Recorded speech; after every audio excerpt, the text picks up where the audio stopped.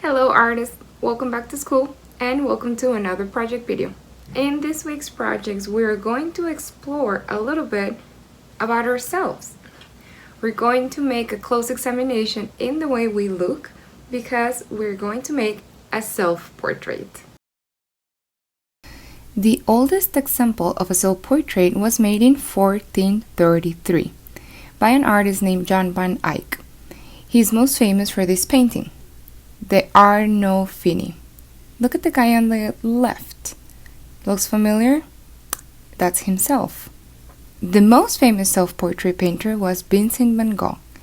He painted a picture of himself 37 times from 1886 to 1889. Another artist that's famous for painting herself a lot was Frida Kahlo. Out of 143 completed paintings she made, 55 of them are self-portraits. As you can see, it is so common for artists to make self-portraits because it's a very important part of an artist's development. So, like every other artist did, we're also going to make self-portraits. We will inspire our self-portraits in one of the most relevant creators of our time, Tim Burton.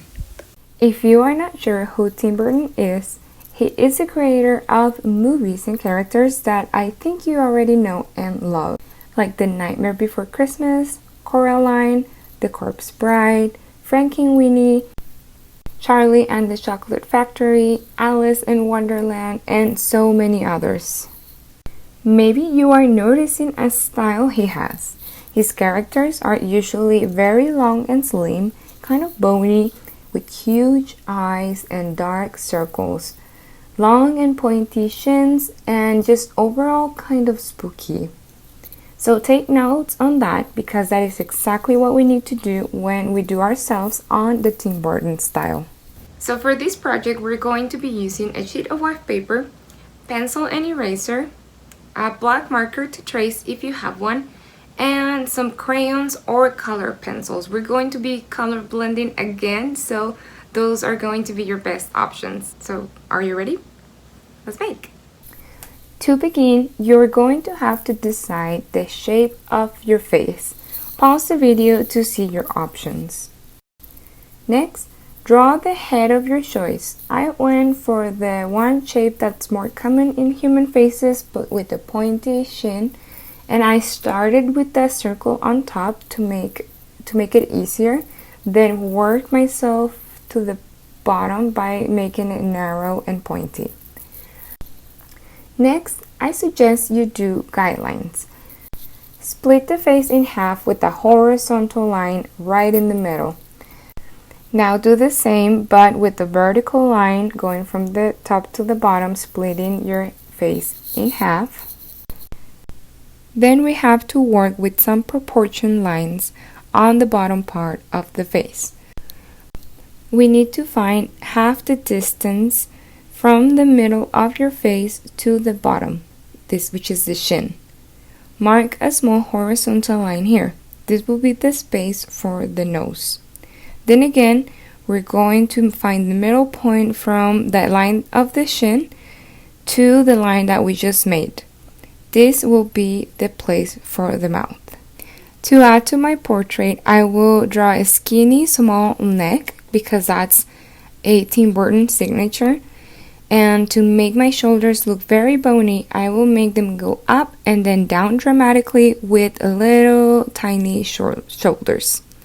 You could also add clavicle bones, on one on the right and one on the left, to make it extra bony. Let's go back to the face to add our face features. On the horizontal middle line is where our eyes live. One of the biggest characteristics of a Tim Burton character are the big eyes. Pause the video to choose a pair of eyes you will want to use. I used the biggest and a little bit more human-like ones. Draw them right across the middle line. Now, the order here doesn't really matter. I just went with my flow, but you can draw the face features in whichever order works for you. After the eyes, I went for the eyebrows, and I had to make sure that they look like a Tim Burton character, so I made them super skinny and very arched. The hairline normally starts in the middle of the eyebrows and the top of the face. Because this is a self-portrait, I am trying to copy my hairstyle. I part my hair in the middle. I have long, slightly wavy hair that falls behind my shoulders. So that's what I'm trying to copy on my character. Pause the video to find something that will suit your hairstyle better.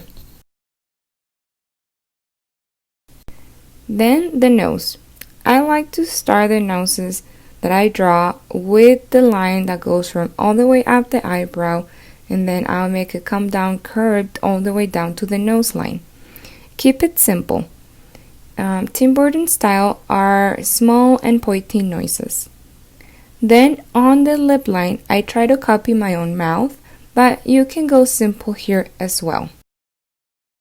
Finally, I'm adding some details like under eye lines and stitches, and then I'm going to trace everything with the black marker. Do so if you also have a black marker. Now the fun part. Be creative with the colors. Keep in mind the Tim Burton spirit.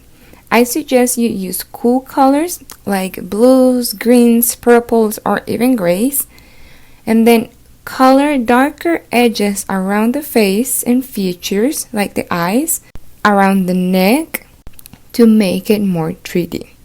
Bring a black color and shade around the eyes to make them look tired and spooky. Color the rest of the portrait, try to keep it on theme, and add an interesting background. I decided to do spider webs, but you can get creative on this part and draw whatever you think it's.